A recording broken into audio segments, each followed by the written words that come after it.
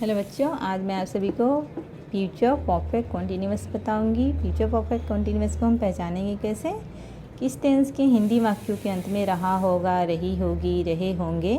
जैसे perfect continuous, present perfect continuous में रहा है, रही है, रहे थे के साथ समय दिया रहता है। पास्ट परफेक्ट में रहा था, रही थी, रहे थे के साथ समय दिया रहता है। और फ्यूचर परफेक्ट कॉन्टिन्यूअस में फ्यूचर में रहा होगा, रही होंगी, रहे होंगे के साथ वाक्यों में समय दिया रहेगा।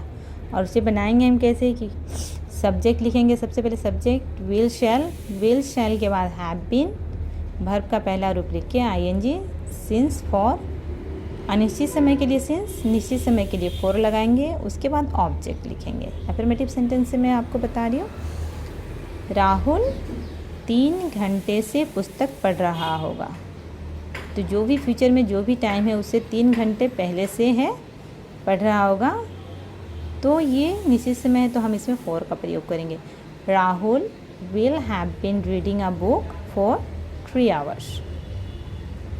मैं दोपहर से गा रही होंगी। दोपहर से गा रही होंगी तो पता नहीं चल पाता है कि दोपहर 1 बजे से, 2 बजे से, 3 बजे से, तो हम सिंस का प्रयोग करेंगे। तो मैं क्या कर रही हूँ, आई के बाद विल हैव लगा के बीन लगाएंगे। तीनों परफेक्ट कॉन्टिन्यूअस में हम प्रेजेंट परफेक्ट में क्या करते हैं, परफेक्ट कॉन्टिन्यूअस में हैज़ बीन, हैव बीन होता है। पास्ट परफेक्ट में होता है हैड बीन।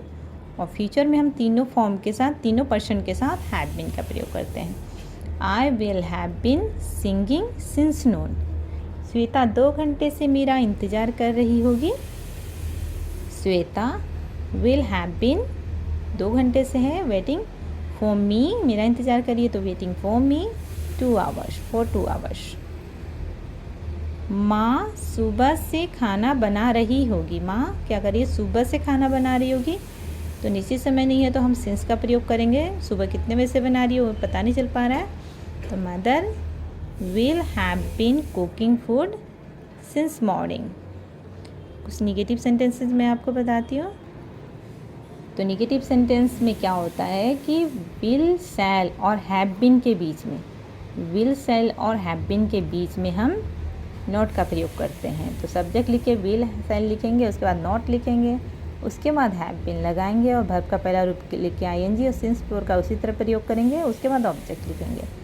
मैं 1 घंटा से नहीं पढ़ा रही होंगी, यानी कि 1 ही घंटा से नहीं पढ़ा रही हूँ तो निश्चित समय था कि अभी से जो भी फ्यूचर में टाइम है उससे 1 घंटा से नहीं पढ़ा रही होंगी तो फॉर लगाएंगे। आई विल नॉट लगाएंगे, will have been, shall have been के बीच में नॉट लगाएंगे। I will not have been teaching for 1 hour। Mohit सुबह से नहीं पढ़ रहा होगा। Mohit will not have been reading since morning. Rahul 2021 से पटना में नहीं रह रहा होगा।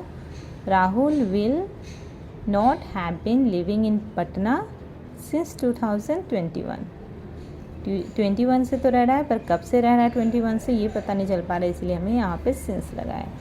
इंटरोगेटिव सेंटेंसेस बताती हूँ। इंटरोगेटिव सेंटेंसेस में हम क्या करते हैं, जो वाक्य क्या से शुरू हो उसमें हम हेल्पिंग वर्ब को पहले ले आते हैं, उसके बाद सेंटेंस लिखते हैं तो इंटरोगेटिव सेंटेंसेस बन जाता है। तो हमारे ये विल, शैल सब्जेक्ट के बाद होता तो एफर्मेटिव सेंटेंस में subject will, shall, have been होता, पर यहाँ पे इंटरोगेटिव सेंटेंस है तो हम विल, शैल को सब्जेक्ट के बाद ना लिख के पहले लिखेंगे। तो क्या वह दोपहर से काम कर रहा होगा। तो जो सेंटेंस क्या से शुरू हो बस उसी में हम हेल्पिंग वर्ब पहले लाएंगे। तो will he have been walking since noon. क्या तुम 2 घंटे से पढ़ रहे होंगे।